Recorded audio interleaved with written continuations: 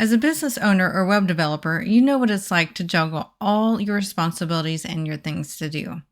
However, you're likely in the back of your mind worried about whether you've done everything you should be doing to protect your WordPress site. So, in today's episode, we will discuss several critical but easy steps you can take to ensure your WordPress is protected. From simple things like your hosting provider to plugins you can use, we will break down the tech into simple steps that you can get into your routine or delegate to ensure that your WordPress is protected. Welcome to the E-commerce Made Easy podcast. I'm your host, Carrie Saunders. When we started this business, all I had was a couch, a laptop, and a 9-month-old. My main goal? To help others. Now, with over 20 years in the e-commerce building industry and even more than that in web development, I have seen a lot. I love breaking down the hard tech into easily understandable bits to help others be successful in their online business. Whether you're a seasoned e-commerce veteran or just starting out, you've come to the right place.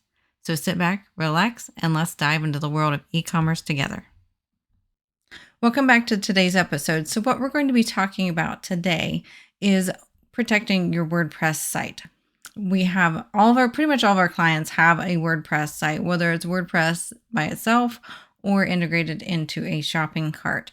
So I felt like it was super important to go over how you can protect your WordPress site because you can do it in several simple steps. First off, we're going to be talking about using a WordPress security plugin. We have used for many years WordFence. That is one of the softwares that we install every time we create a WordPress site for any of our clients.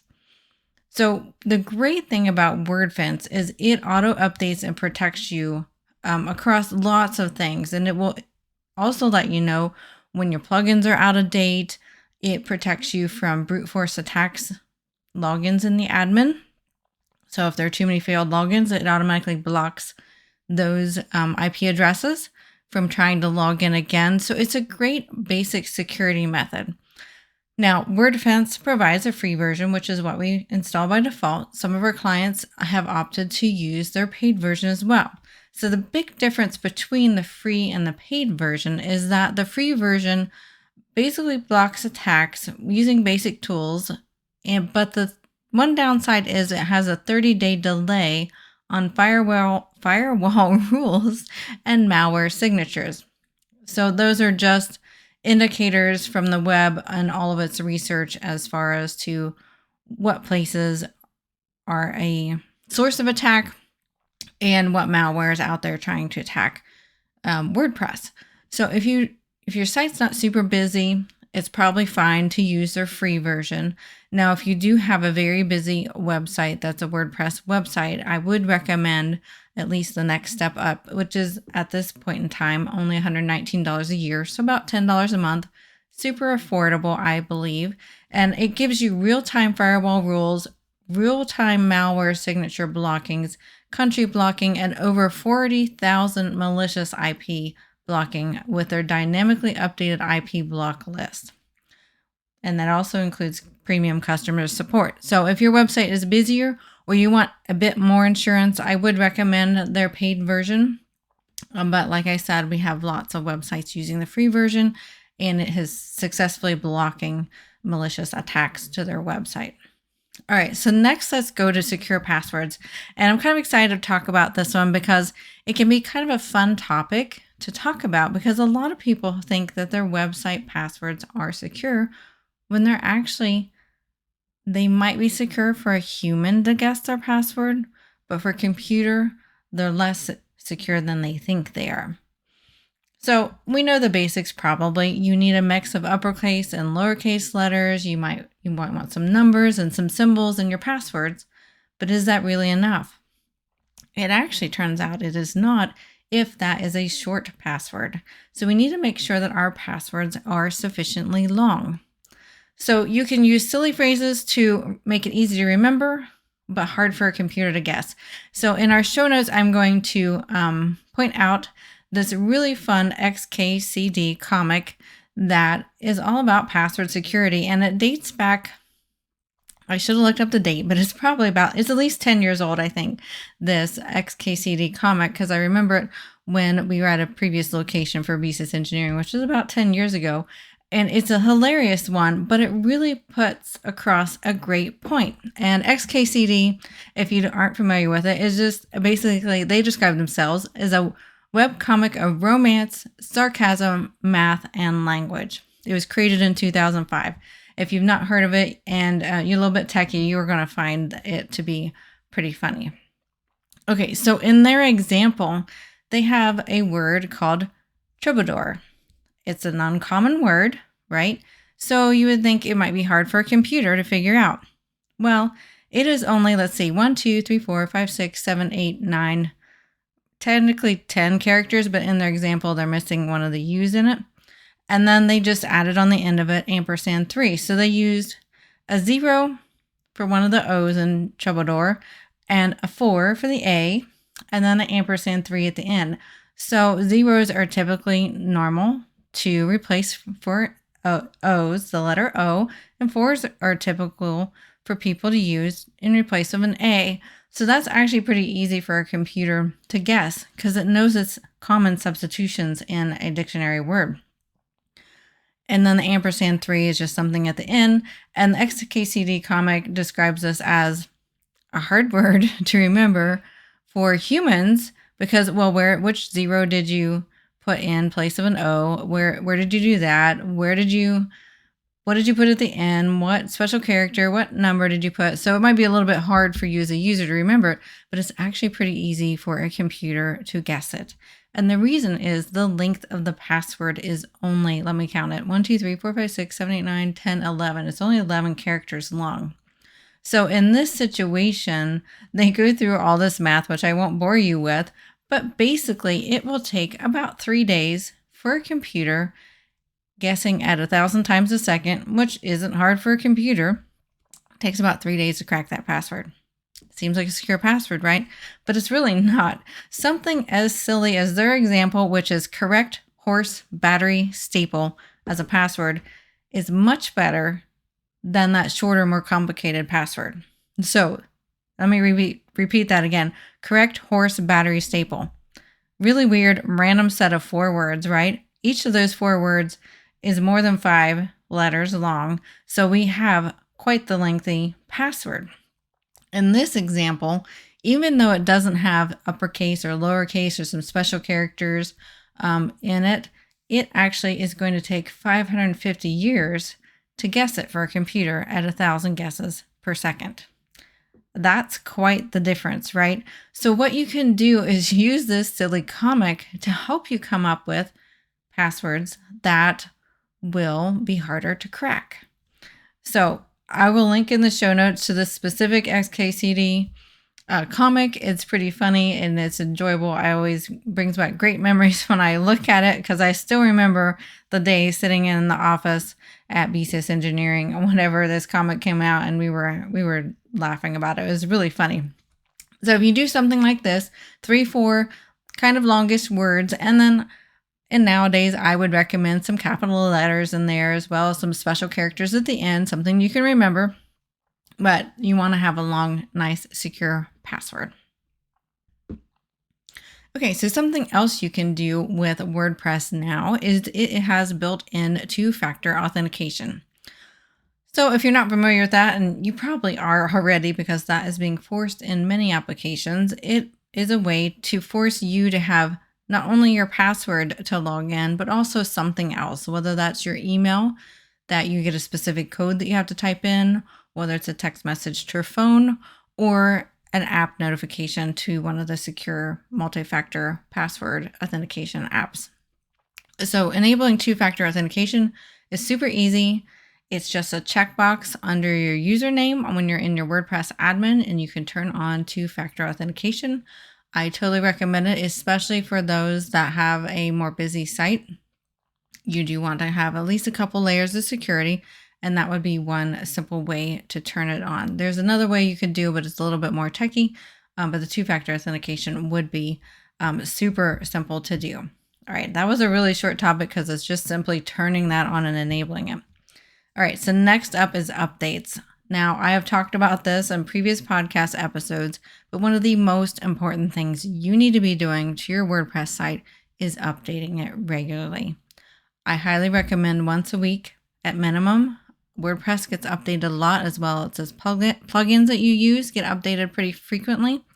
And it's pretty rare if I check a WordPress site every week to not find an update. There's almost always at least an update, if not 3 or 4. So make sure you're logging in at least weekly. Put it on your calendar or have it delegated to one of your employees, and make sure they are updating your WordPress site regularly. It's pretty simple. It's just a click of a few buttons. There are some situations when I recommend that you back it up, which I'll talk about a little bit later. But updating it is super easy. And whenever you do update, our next point kind of blends in with this one, is make sure you remove any unused themes or unused plugins. So take a look at the plugins and the themes that you have. I would probably do this one at least monthly and make sure that there isn't something that you have unused.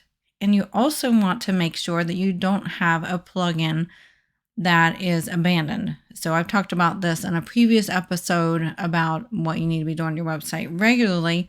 And you want to make sure you don't have a plugin that is, like I said, abandoned. And what that means is it hasn't been updated by the developer for months.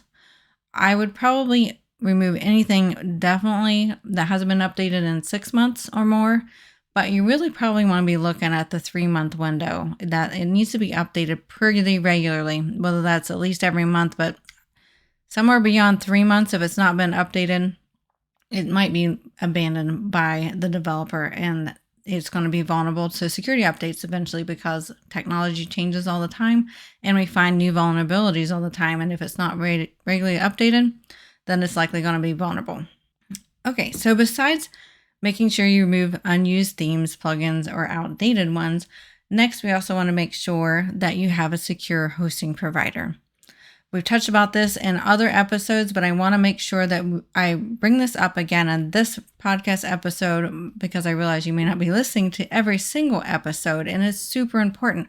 So what I mean by a secure hosting provider is you need to make sure you're with one that provides only secure connections to your website. What that means is you need to be using HTTPS for logging into your admin only. The website needs to be presented only in HTTPS. If somebody were to go to the website without HTTPS in front, it should automatically redirect them to HTTPS. And if you're not sure how to do that, you can contact us or your hosting provider, and they should be able to help you out there. Now, not only do you need to be able to accessing your WordPress admin and all your pages with HTTPS, you need all your other connections to the server in HTTPS. Whether that's file transfers, so FTP, make sure you're using secure FTP, SFTP. And if your service provider, your hosting service provider has a cPanel, for example, make sure that is accessed via HTTPS. Also email. So any sort of connections to your server needs to be HTTPS. Otherwise, you're giving hackers potential availability to snoop your service provider and your hosting service provider and just really pull out your username and password of various different areas without much trouble. So we want to make sure those are secure, because that encrypts your username and password when you're talking to the server, whether that's via downloading files, going into cPanel, or logging into your WordPress admin. We want to make sure that is encrypted across the internet when it's coming back and forth between your server, your hosting server, and your browser when you're connecting to the site. So secure hosting provider is super important here. Okay, so we're going to talk about backups next. It's not quite something you might think of as a direct way to protect your WordPress site, but it is a way that if you were to get hacked, you can go back to previous backups of your WordPress site to a known good state before it was hacked. You can fix any vulnerabilities in it and then relaunch that website. So you want to make sure you have backups for several weeks prior to the current date. I would recommend about 3 weeks, if not 4. That way, again, like I said, if you do get hacked, you have a place to start. You're not starting completely from scratch, and you can really work with your host, have them help you, or have a developer help you figure out how you got hacked to begin with. That way you can fix it when you do restore that backup. You can fix that vulnerability. And I'll link in the show notes. We have recently created a blog post about exactly how you can back up your website. So you not only want to make sure your hosting company is backing it up, but it's a good idea for you, the website owner, to have backups as well. And we have a step-by-step process in our blog for that. Okay, so we're actually at the end of this episode. Not too hopefully hard for you guys to digest and act upon. So let's recap what we talked about. So first off, we want to make sure that we have a WordPress security plugin like WordFence in there. We want to make sure that you have something that's automatically blocking things in the middle of the night when you're sleeping, when your hosting company might not be paying as much attention. And so something simple like WordFence Free or WordFence Premium would be highly recommended by us. You also need to make sure you're using secure passwords. Make sure your passwords are long in length. I'm talking like 15 or more characters long. Make sure they're not like 8 characters. That's really easy for a computer to really brute force and hack right in. Make sure you turn on 2-factor authentication. So a second way that it double checks that you are who you are so that you can log into your website. Also, make sure you're updating your WordPress frequently. By frequently, I mean about once a week. Highly recommend putting it on your schedule. Tuesday mornings, update your WordPress site, for example, or Thursday. Pick a day and make it a habit. And then when you're updating, make sure you remove unused and outdated plugins. Pay attention to the last time the plugin was updated. You might actually have to go to the plugin page to see. Might be a little bit more work there than updating the site to begin with. But it is super important. We've seen people get hacked because they have an outdated plugin that hasn't been updated in months. All right, and make sure you're using a secure hosting provider with only secure connections to your website, from everywhere from transferring files to email to connecting to cPanel or something similar to logging into your WordPress site. Make sure it's all using an SSL layer or HTTPS. So HTTPS would be what you would call it for when you're going to the website, and then SSL would be like more for email and things like that. So make sure that it uses an SSL, a secure connection. Okay, and last but not least, backups. Make sure your hosting provider is providing backups for you every 3 to 4 weeks.